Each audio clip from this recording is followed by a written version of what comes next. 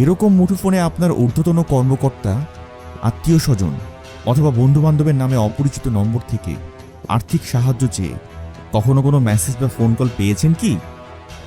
তথ্য প্রযুক্তির অপব্যবহার করে প্রতারক চক্র প্রতারণার কৌশল পরিবর্তন করছে প্রতিনিয়ত।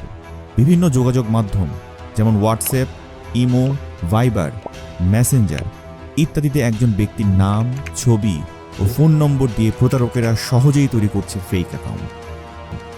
আর এসব ফেক অ্যাকাউন্টে পরিচিত মুখ ও নাম দেখে আমরাও করছি বিশ্বাস, আর এভাবেই প্রতারিত হচ্ছে প্রতিনিয়ত।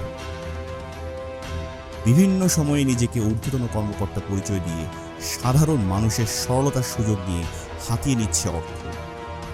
এছাড়াও প্রতারক যেই ব্যক্তির পরিচয়ে প্রতারণা চালাচ্ছে, সামাজিকভাবে তারও হচ্ছে সম্মানহানি। তাহলে এই প্রতারক চক্রের কবল থেকে বাঁচতে কি করতে পারি আমরা?